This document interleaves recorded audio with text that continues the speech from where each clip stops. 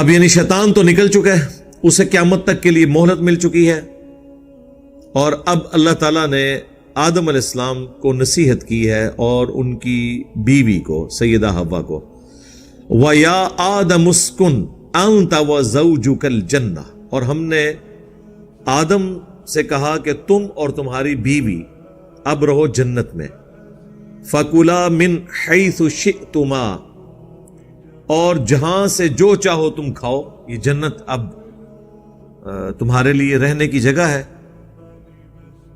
وَلَا تَقْرَبَا هَذِهِ الشَّجَرَةَ، لیکن ایک قدغن لگا دی کہ یہ ایک ایسا درخت ہے، اس کے قریب تم نے نہیں جانا، مراد یہ کہ اس کو استعمال نہیں کرنا، باقی تم پوری جنت میں سے جو چاہو استعمال کر سکتے ہو۔ لیکن وہی بات جو انسان کی جبلت میں ہے، forbidden fruits are always sweet, منع کیے گئے پھل ہمیشہ میٹھے ہوتے ہیں، یعنی انسان یہ سمجھتا ہے پوری جنت میں سے۔ بیسیکلی یہ حضرت آدم علیہ السلام کی اور ان کی بیوی کی ٹریننگ ہو رہی تھی۔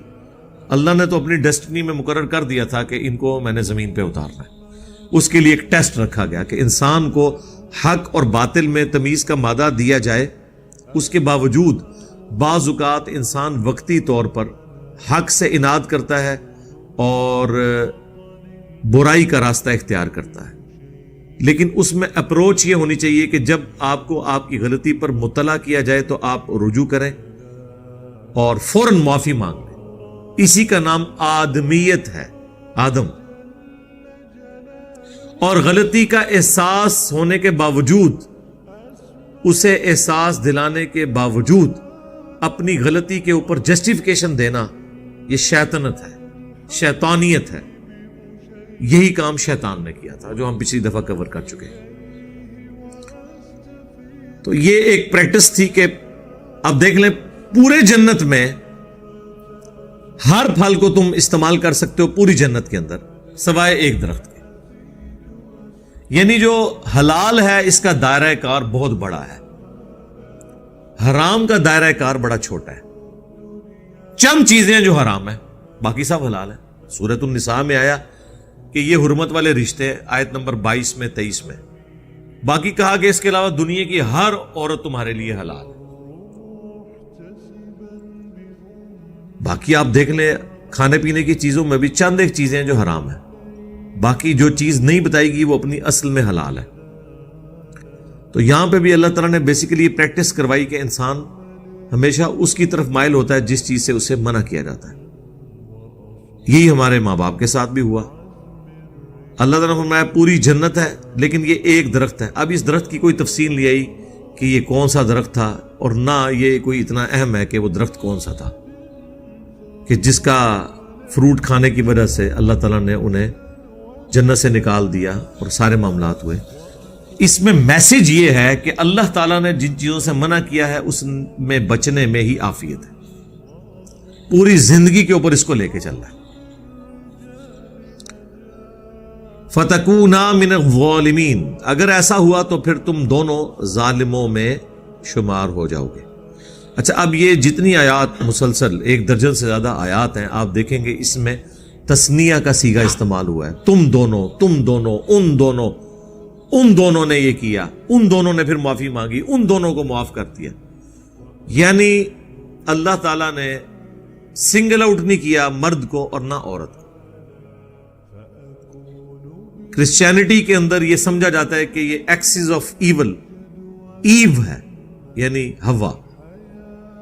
ایو سیدہ ہوا کے لیے انگلش میں لفظ استعمال ہوتا ہے، اسی سے ڈرائیو ہوا ہے ایول، یعنی ایو نے گناہ کروایا ابا سے ہمارے، وہ یہ کانسیپٹ ہے ادھر۔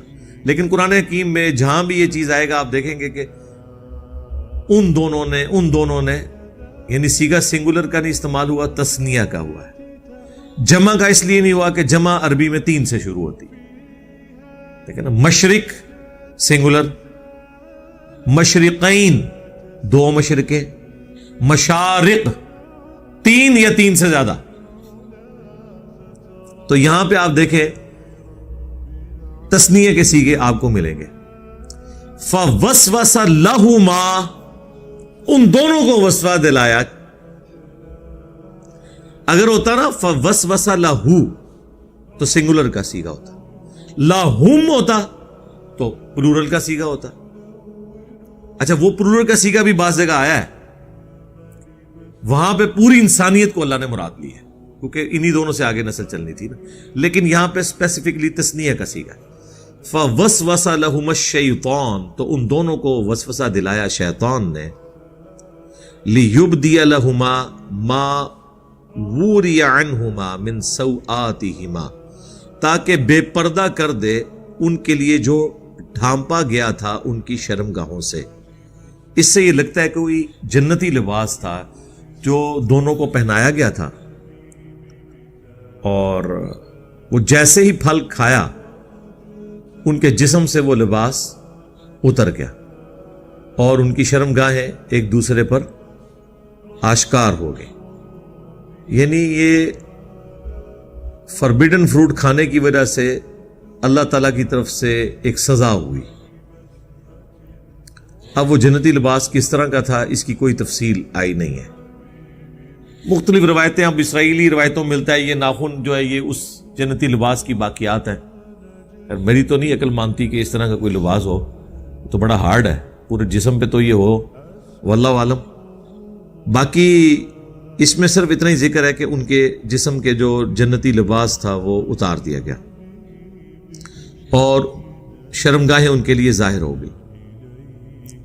اس میں یہ بھی شائبہ ملتا ہے کہ شاید اس سے پہلے سیکس کے حوالے سے کوئی ایجوکیشن نہیں تھی، نہ یہ پتا تھا کہ یہ چھپانے کی جگہ ہے. اللہ تعالیٰ نے یہ اس کھانے کی وجہ سے ان کے اندر یہ کمپیٹنسی پیدا ہو گئی کہ ان کو اس چیز کی شناخت بھی ہوگی.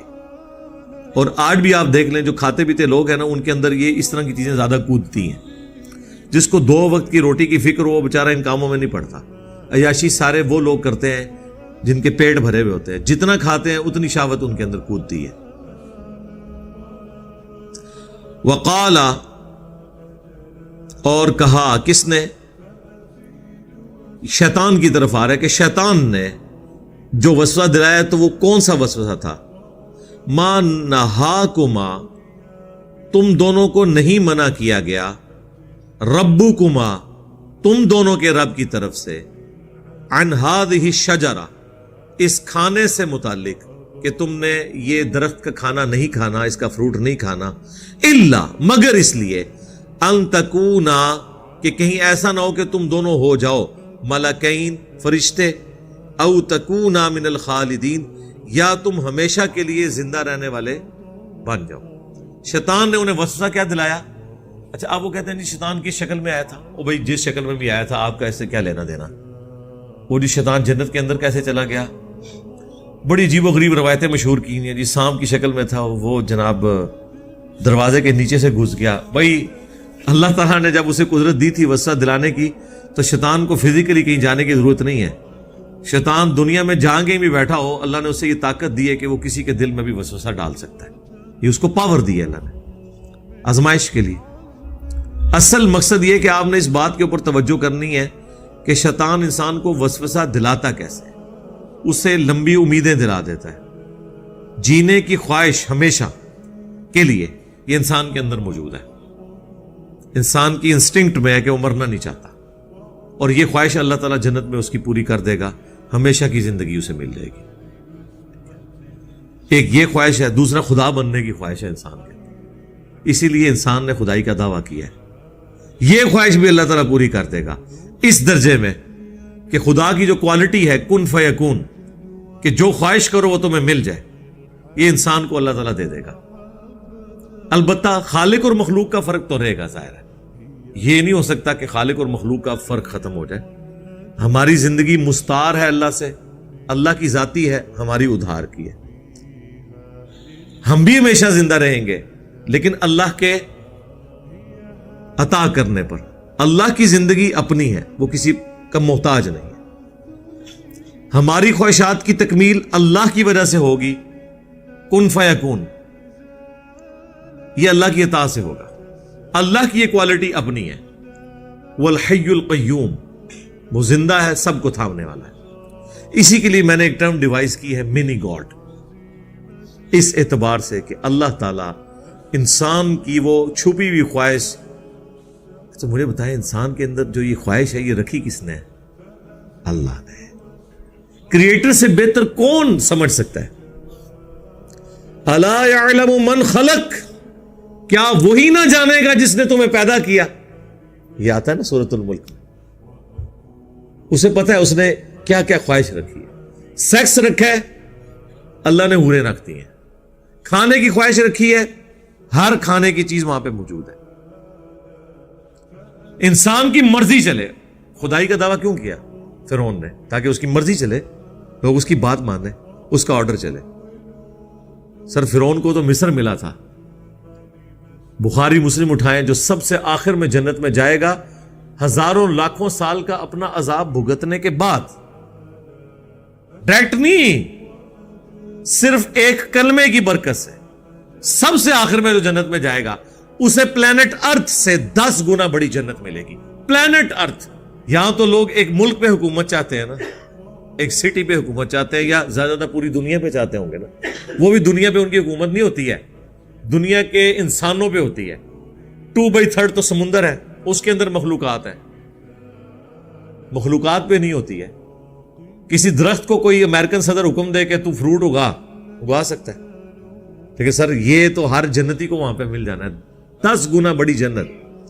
یہ جو اتنی گلیکسیز دریافت ہو رہی ہیں یہ سرکار ہمارے لیے ہیں، یہ ہمارے باپ کی میراث ہے، انشاءاللہ ہمیں ملنے والی ہیں انشاءاللہ تعالی. تو وہاں پہ انسان کا حکم چلے گا، موت نہیں آئے گی، حکم چلے گا، ہمیشہ کی زندگی مل جائے گی. اور کیا چاہیے؟ سب کچھ مل گیا. بخاری مسلم دونوں میں آتا ہے کہ جنتی جب جنت میں جائیں گے تو اللہ تعالیٰ کی طرف سے ندا دی جائے گی. مسلم میں تو ذرا تفصیل کے ساتھ ہے. تمہیں مبارک ہو، آج کے بعد کبھی موت نہیں آئے گی، ہمیشہ زندہ رہو گے. آج کے بعد بوڑھے نہیں ہوگے، ہمیشہ جوان رہو گے. آج کے بعد کوئی بیماری تمہیں نہیں آئے گی، ہمیشہ خوشحال رہو گے. اور چوتھی چیز، اب اللہ تم سے ناراض کبھی نہیں ہوگا. یار یہ سب سے بڑی تلوار ہے جو ایک انسان کے اوپر لٹک رہی ہے. پوری زندگی بولین الجبرا ہے، 0 1 0 1 0 1. میں نے یہ ادھر 1 کر دینا ہے کیونکہ اس پہ اللہ کی رضامندی ہے اور ناراضگی نہیں ہے. یہاں میں نے 0 کر دینا ہے کیونکہ یہ اللہ نے منع کیا ہے. یہ جو ٹینشن کی زندگی ہے جو صحیح مسلم میں آئے کہ مؤمن کے لیے دنیا قید خانہ ہے اور کافر کے لیے جنت ہے.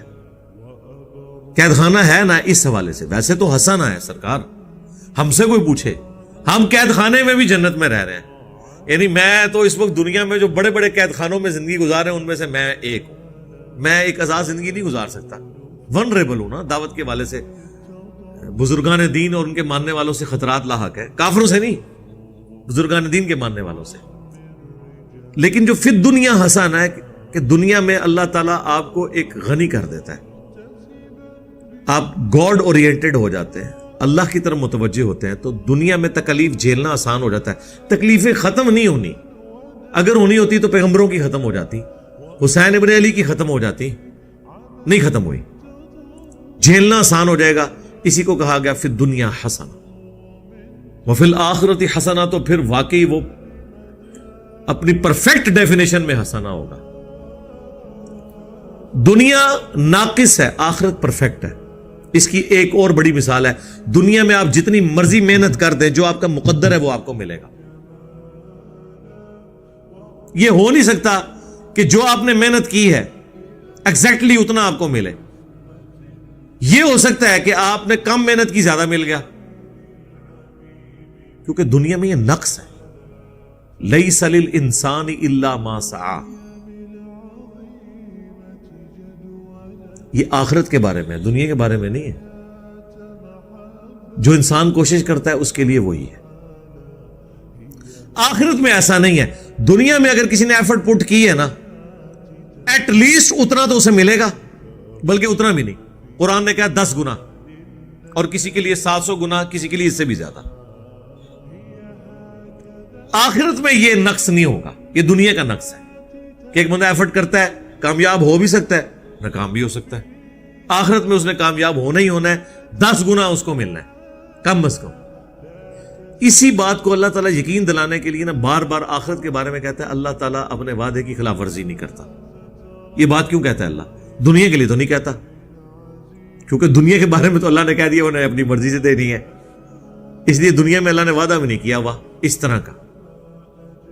آخرت کا اللہ کا وعدہ ہے کہ نہ رسولوں کے وعدے جھوٹے ہوں گے، نہ اللہ کا وعدہ جھوٹا ہوگا۔ جس نے محنت کی ہے، یہ اکثر لوگ کہہ دیتے ہیں نا منو تو اللہ نے جہنم میں جی سٹ رہا ہے، نعوذ باللہ، کبھی بھی نہیں یہ کہنا چاہیے۔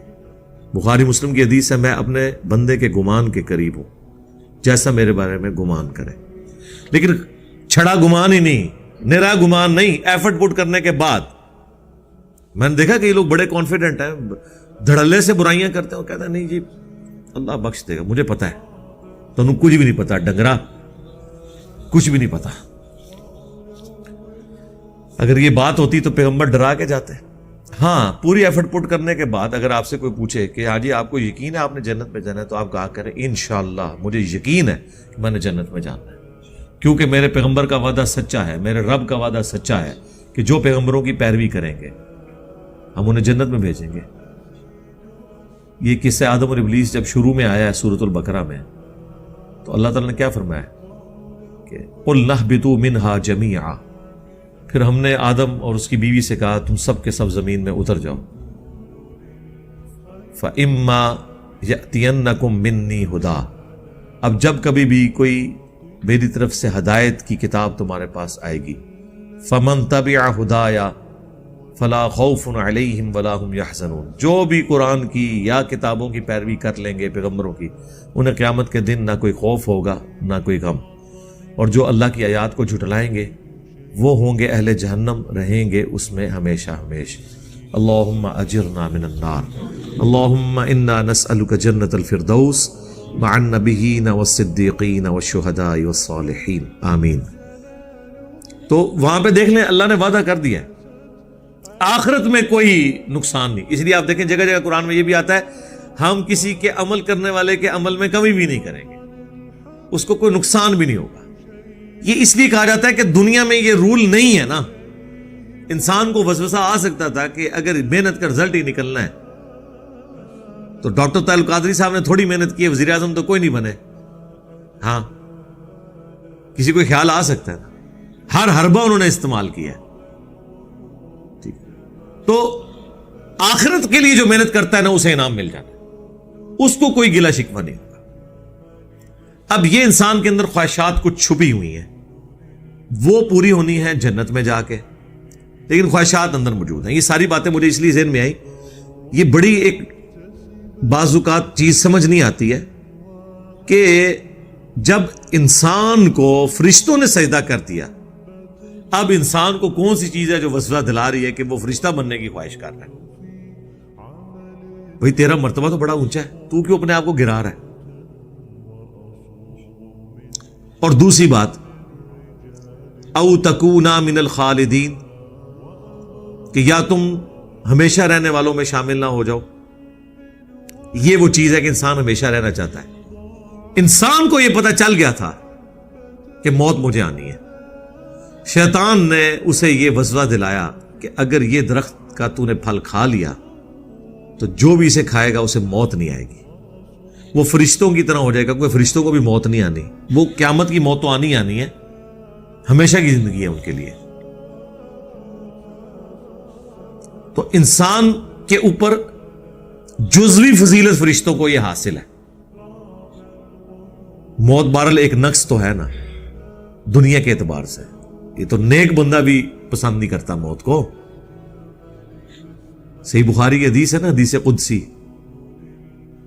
کہ اللہ تعالیٰ فرماتا ہے، نبی علیہ السلام کہتے ہیں، وہ جو حدیث ہے ہاتھ بن جاتا ہوں پاؤں بن جاتا ہوں، وہ والی حدیث، اس میں یہ بھی الفاظ ہے، اللہ تعالیٰ فرماتا ہے کہ مجھے کسی بات سے اتنا تردد نہیں ہوتا جتنا تردد مجھے ہوتا ہے جب میں اپنے نیک بندے کی روح کو قبض کرنے لگتا ہوں، کیونکہ وہ بھی تو دنیا میں رہنا چاہتا ہے نا، کون نہیں رہنا چاہتا؟ اچھی صحت والی زندگی اللہ سے مانگنی چاہیے، جتنی زندگی زیادہ ہوگی آپ اتنی زیادہ نیکیاں کر سکتے ہیں۔ رزیل عمر تک نہ پہنچایا جائے وہ تو دعا ہے، وہ ایک الگ چیز ہے، ورنہ زیادہ زندہ رہنے کی خواہش تو انسان کو ہوتی ہے نا۔ یار موسیٰ علیہ السلام نے نہیں تھا تھپڑ مار دیا اسرائیل کو، بخاری مسلم میں آتا ہے، تو وہ زندہ رہنے کی خواہش تو انسان کے اندر موجود ہے۔ تو یہ ایک جزوی فضیلت ہے جو انسان نے یہ نہیں دیکھا کہ مجھے اللہ تعالیٰ نے اپنی برگاہ میں مقرب بنایا، فرشتے میرے لیے گرا دیے ہیں سجدے میں تعظیماً، عبادت کا سجدہ نہیں تعظیم کا، تو اب میں نے کون سی ایسی چیز میں سے حاصل کرنی ہے؟ لیکن یہ انسان کی انسٹنکٹ میں ہے، اور اسی چیز کو اللہ کے نبی علیہ السلام نے بخاری مسلم میں حدیث ہے، ہمیشہ اپنے سے نچلے لوگوں کی طرف دیکھا کرو، یوں تمہیں اللہ کی نعمتوں پر قناعت اور صبر نصیب ہوگا، اوپر نہیں دیکھنا اپنے سے۔ حالانکہ انسان اوپر تھا، پھر بھی انسان نے اپنی ایک کمزوری دیکھی کہ مجھے تو موت آنی ہے، اور یہ فرشتے کے اندر کوالٹی، بس وہ ایک کوالٹی دیکھی، باقی ساری چیزیں بھول گئے اور وہ فروٹ کھا لیا۔ یہاں بھی آج تک لوگ کہہ رہے ہیں جی وہ آب حیات ہوتا ہے کوئی، وہ حضرت خضر نے پی لیا ہوا ہے، اور تہاڈا خضر کدوں نہ مار دیتا ہے، میں وہ خضر ہے ہی کوئی نہیں سی، میرے ہاتھوں مریا تہاڈا خضر، ٹھیک ہے نا۔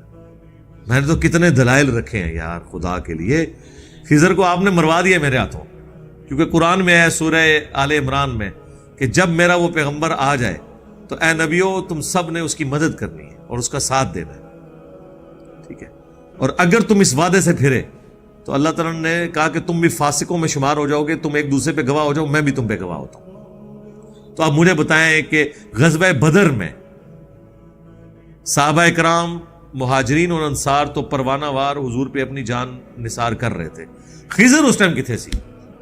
ہاں اے منو دسیا جائے، حضرت طلحہ کا ہاتھ زخمی ہو گیا احد کے اندر تیر روکتے ہوئے، خضر کتنے سی؟ ٹھیک ہے، ایسے ہاتھ ٹوٹ نہ جان جو دعویٰ کرن اور اللہ کے نبی کے دفاع کے لیے نہ پہنچے، اگر ایگزسٹ کرتے ہو، وہ ہے ہی نہیں تھے، یہ سب جعلی کہانیاں تھی۔ یہ خضر جو ان کو ملتا ہے وہ شیطان ہے، اس کی نشانی یہ ہے کہ جب آپ کے پاس آئے آپ نے پڑھنا لا حول ولا قوت الا باللہ۔ اگر آپ کو یہ یاد نہیں ہے تو آپ نے کہتے ہیں نہ میں بابی، نہ میں بابی، میں ہوں مسلم علمی کتابی، پھر بھی نٹ جائے گا انشاءاللہ۔ یہ پریکٹیکلی ہوا ہے نا جی، وہ آپ پتہ یہ شاہ دولے کی چوئی ہے نا، پکڑ لے نا کسی کو، آج کل تو وہ واردات بھی کر رہی، شاہ جی نے کام بھی پا چھڑے ساڑھے، تو یہ شاہ دولے کی جو چوئی ہیں نا، یہ بھیک مانگتی ہیں اور پھر آپ کو پکڑ لیتے ہیں، وہ چھوڑتے نہیں اس وقت تک جب تک کہ آپ وہ بھیک دے نہ دیں۔ تو میرے سسر مجھے بتانے لگے، بلکہ تو کافی عرصہ پہلے انہوں نے مجھے یہ بات بتائی کہ وہ میرے دروازے پہ آ کے وہ کھڑا ہو گیا، وہ اٹھ ہی نہیں تھا رہا نا، بیلنے دے دروازہ کھٹائے، کہتے میں نے باہر نکل کے میں وابی ہوں، بھاگ گیا، ٹھیک ہے، وابی کہنے بھاگ گیا، اللہ تو نہ میں وابی نہ میں بابی کیتے ہی نہیں سی۔ تو وہ یعنی اتنی عقل شاہ دولے کی چوئیوں کو بھی ہے کہ جو توحید کے ماننے والے ہیں وہ ہمارے اس ڈرامہ بازی میں نہیں آئیں گے، مولویوں کو نہیں عقل، شاہ دولے دی چوئیاں نو جنی عقل ہے نا انہی بھی نہیں تانوں آیا کر، انی انہوں بھی سمجھ ہے کہ اے بابیاں دے مننے والے نہیں کہ میرے کو ڈر جان۔ کانفیڈنس، ایک توحید آپ کو کتنا کانفیڈنس دے دیتی ہے۔ تو یہ بعض اوقات انسان کے اندر یہ کمزوری آ جاتی ہے، اس وجہ سے وقتی طور پہ ان کا اس طرف گمان گیا، شیطان نے کام ڈالا، وہ رنگا لگ گیا۔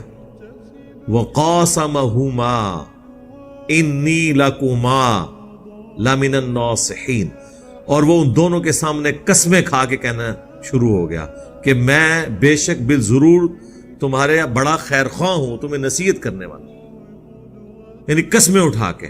یہاں پہ بھی آپ دیکھتے ہیں نا کہانیاں سنا رہے ہوتے ہیں، رب کی عزت کی قسم، اور واقعہ کس کا سنا رہے ہوتے ہیں؟ نبی اسلام کی وفات کے جو 500 سال بعد آ رہا ہے، بھائی اس کا رب اور رسول کے ساتھ کیا لینا دینا کہ آپ قسمیں اٹھا کے اس کے بارے میں کلیم کریں؟ یعنی قسم کھا کے تو آپ صحابہ اور اہل بیت یا پیغمبروں کے بارے میں کلیم کر سکتے ہیں نا، جن کے پیچھے قرآن کھڑا ہوا ہے، اللہ کے نبی کے فرامین کھڑے ہوئے ہیں۔ جو بندے ہی بعد میں آ رہے ہیں ان کے بارے میں آپ کہہ رہے ہیں کہ جی جناب یہ ہو گیا وہ ہو گیا، اور ساتھ بھی وہ کہتے ہیں رب کی عزت کی قسم۔ ہاں نا، اوپر دیکھا تو سونا، نیچے دیکھا تو سونا، ٹھیک ہے، اور وہ سارے کہتے ہیں ہاں نا، یعنی میں بھی دیکھ رہا تھا۔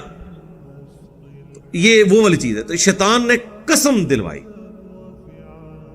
قسمیں کھا کے کہا۔ اب یہاں دیکھیں، یہاں پہ بھی وہی صیغہ تثنیہ کا ہے، وَقَاسَمَهُمَا إِنِّي لَكُمَا، دونوں کے صیغے کے ساتھ، لَمِنَ النَّاصِحِينَ، ضرور بالضرور خیر خواہ، فَدَلَّاهُمَا بِغُرُورٍ، تو شیطان نے ان کو آخر گرا دیا، دھوکہ دے کے بہکا ہی دیا۔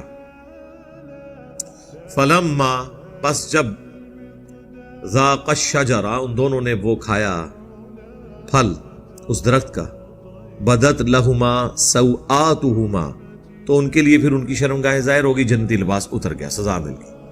وَطَفِقَا يَخْصِفَانِ عَلَيْهِمَا مِنْ وَرَقِ الْجَنَّةِ تو اب جیسے شرمگاہیں ظاہر ہوئیں تو ظاہر ہے کہ وہ انسان کی جبلت ہے، تو انہوں نے درختوں کے پتوں سے اپنی شرمگاہوں کو چھپانا شروع کر دیا۔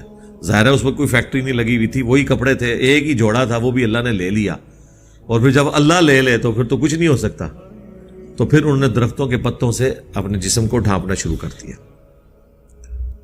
وَنَادَاهُمَا رَبُّهُمَا تو اس وقت پھر ان کے رب نے ان دونوں کو ندا دی، أَلَمْ أَنْهَكُمَا عَنْ تِلْكُمَا الشَّجَرَةِ کیا میں نے تم دونوں کو اس درخت کے حوالے سے منع نہیں کیا تھا؟ وَأَقُلْ لَكُمَا إِنَّ الشَّيْطَانَ لَكُمَا عَدُوٌّ مُّبِينٌ اور میں نے تمہیں یہ بھی بتایا تھا کہ بے شک شیطان تمہارا کھلا دشمن ہے۔ ظاہر ہے کہ شیطان بنے ہی ان کی وجہ سے تھا نا، انکاری یعنی سبب تو وہی بنے نا، تو جیلسی فیکٹر، اسی لیے ابلیس کہا جاتا ہے، ابلیس جیلسی رکھنے والا، حسد کرنے والا۔ تو اللہ نے فرمایا میں نے تمہیں یہ بتایا تھا، پھر بھی تم سے یہ ہو گیا۔ اب یہاں پہ وہ فرق ظاہر ہو جائے گا۔ یہی سوال اللہ تعالیٰ نے شیطان سے کیا تھا جو پچھلی دفعہ آیا تھا، کہ شیطان سے اللہ نے فرمایا تھا تجھے کس چیز نے منع کیا جب میں نے تمہیں حکم دیا تھا کہ تم اس کو سجدہ کرو، آدم کو۔ اور یہاں پہ بھی اللہ تعالیٰ کیا فرما رہا ہے کہ تم دونوں کو میں نے بتایا تھا شیطان کھلا دشمن ہے، پھر تم نے کیوں وہ درخت کھایا؟ شیطان نے جواب دیا تھا میں اس سے بہتر ہوں۔ آدمی کا جواب سنیں کیا ہے، اور دیکھ لیں کہ ہم آدم کے ساتھ ہیں یا شیطان کے ساتھ ہیں۔ قالا ان دونوں نے کہا ربنا ظلمنا انفسنا اے ہمارے رب ہم نے ظلم کیا اپنی جانوں پر، وَإِن لَّمْ تَغْفِرْ لَنَا اور اگر تو نے ہمیں معاف نہ کیا، وَتَرْحَمْنَا اور ہم پر رحم نہ فرمایا، لَنَكُونَنَّ مِنَ الْخَاسِرِينَ تو ہم ضرور بالضرور خسارہ پانے والوں میں ہو جائیں گے۔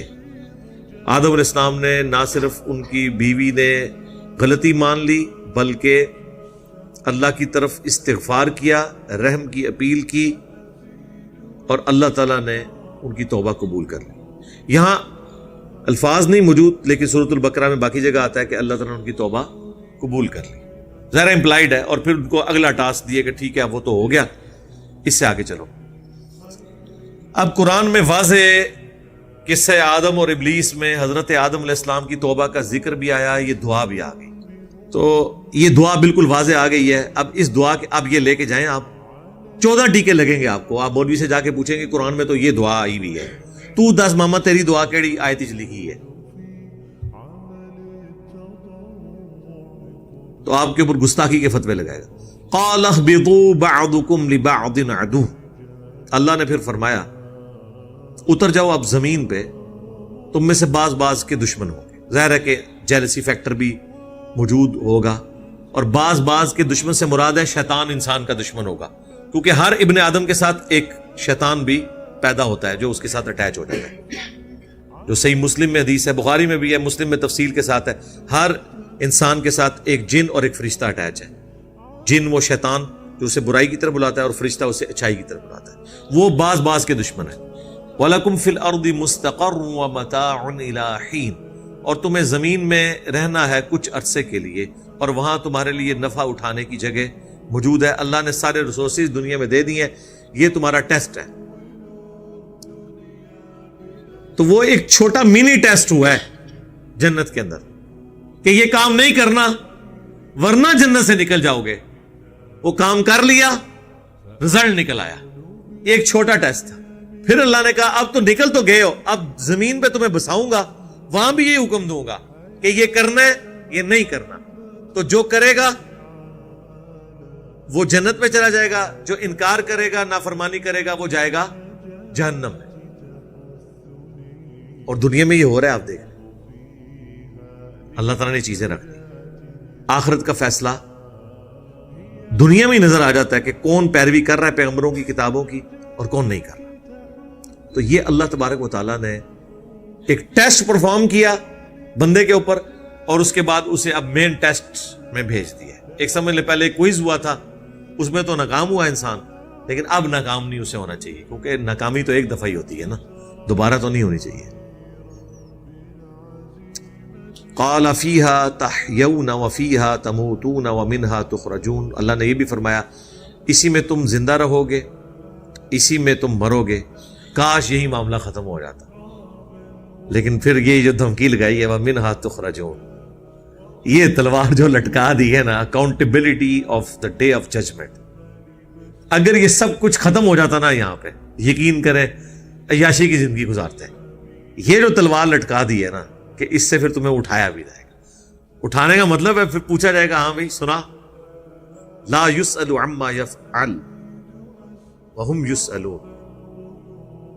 اللہ کو کوئی نہیں پوچھ سکتا کہ اس نے یہ کیوں کیا، اللہ ہر ایک کو پوچھے گا. اللہم حاسبنا حسابا یسیرا. آمین.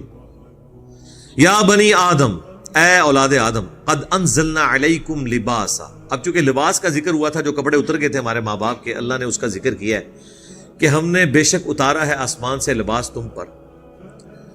یواری سوآتکم وریشا، جو تمہاری شرمگاہوں کو بھی ڈھانپتا ہے اور تمہارے لیے زینت کا باعث بھی ہے. ایک تو اس سے پردہ ہے، دوسرا ایک خوبصورتی بھی تو ہے نا لباس.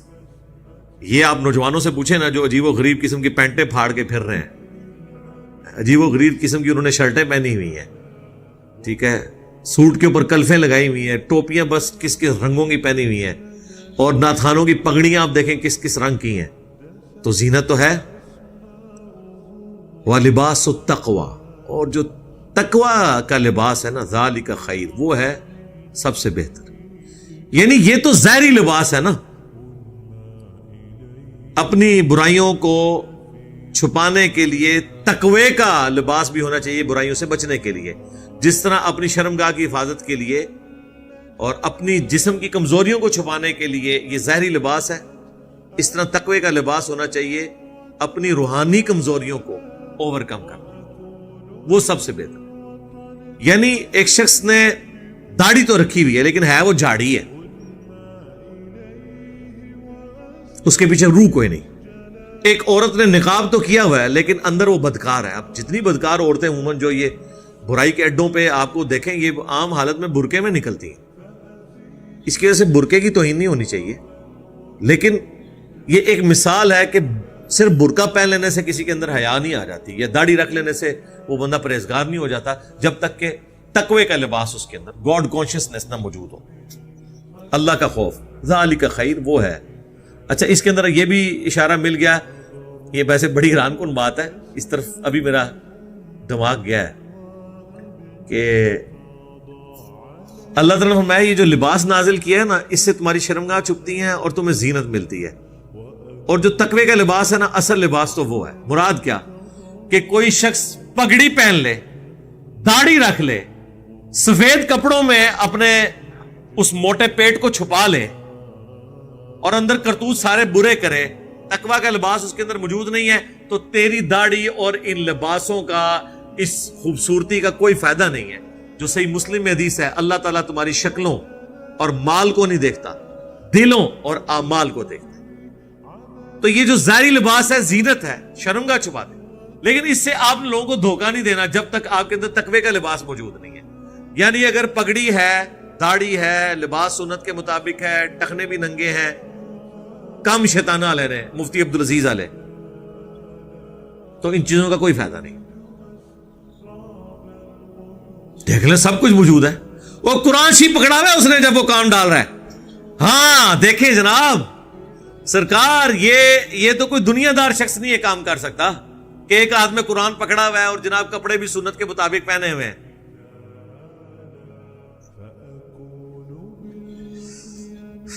لا حول ولا قوت الا باللہ. ذالک من آیات اللہ، یہ ہے اللہ کی آیات، لعلہم یذکرون، تاکہ تم نصیحت حاصل کر سکو.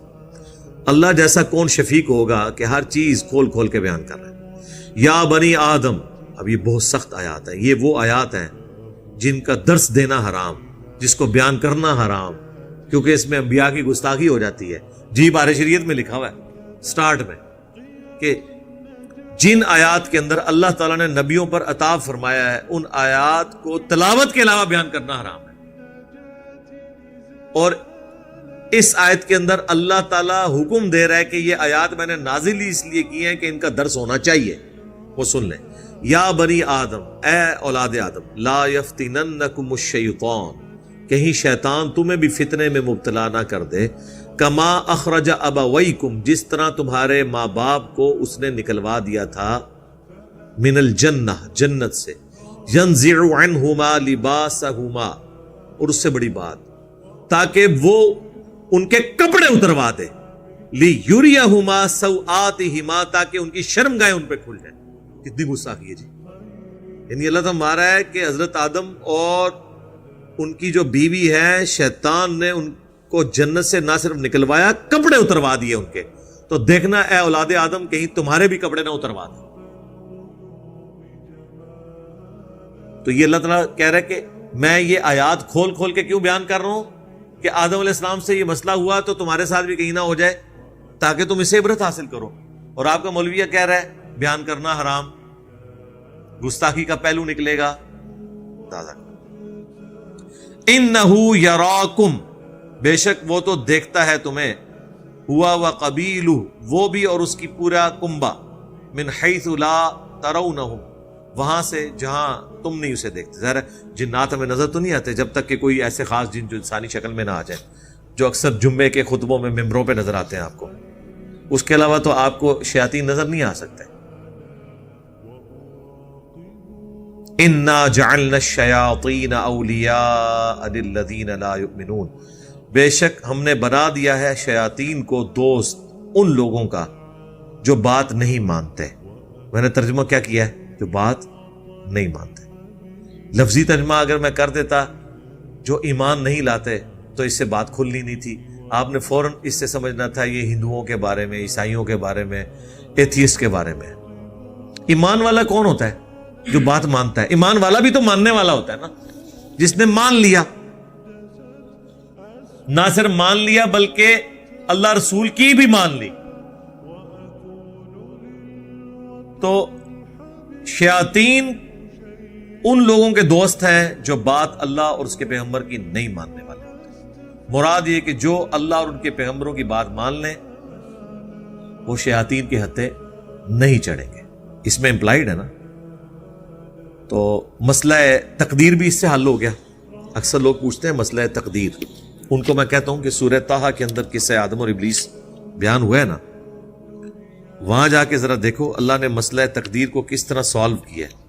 یہ جو لوگوں کے بہانے ہوتے ہیں نا جی، وہ شیطان نے کرا دیا جی، شیطان. میں کہتا ہوں جی زمین و آسمان کے سارے شیاطین مل کے ایک بندے کی فجر نہیں چھڑوا سکتے. اگر گورنمنٹ اناؤنسمنٹ کرے کہ فجر کی نماز جو پہلی صف میں پڑھے اسے 1,00,000 روپے انعام دیا جائے گا. پہلی صف نہیں چھوڑے گا، وہ راتی سوئے گا مسجد. اچھا، کس سے آدم اور ابلیس بیان ہوا ہے سورہ طٰہٰ میں بھی. وہاں پہ بھی آیت نمبر جو 132 ہے، پہلے وہی ذکر ہوا ہے کہ وہ پتوں سے اپنے شرمگاہوں کو چھپانے لگے. اللہ نے ان کی توبہ قبول کر لی. قَالَ اهْبِطَا مِنْهَا جَمِيعًا، ہم نے ان سے فرمایا تم سب کے سب اتر جاؤ. بَعْضُكُمْ لِبَعْضٍ عَدُوٌّ، بعض کے دشمن ہوں گے.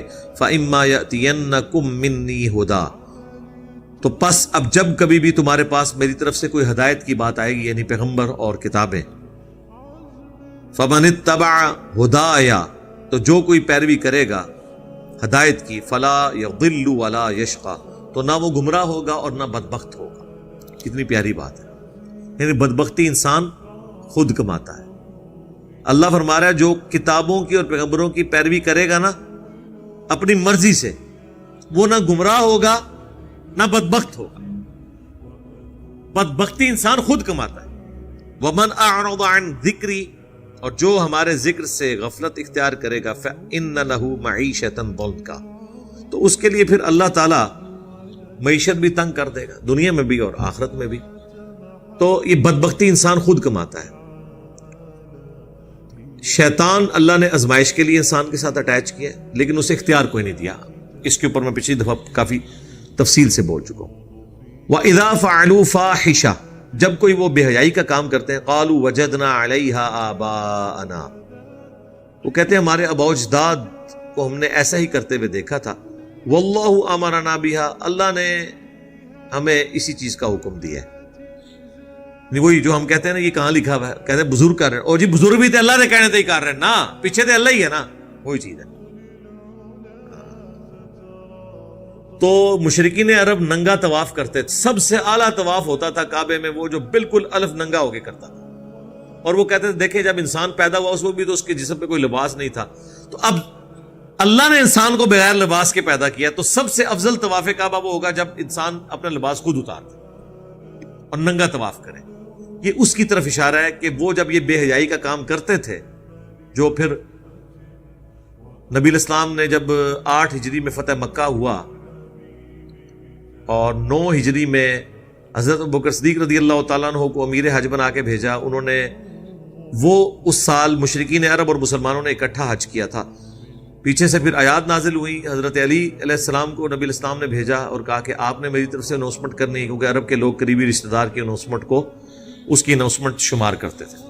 حضرت علی نے وہاں اناؤنسمنٹ کی کہ آج کے بعد نہ تو کوئی ننگا طواف کرے گا، صحیح بخاری میں آتا ہے، اور نہ مشرک حرم کی سرزمین میں اب داخل ہوں گے، یہ آخری موقع ہے۔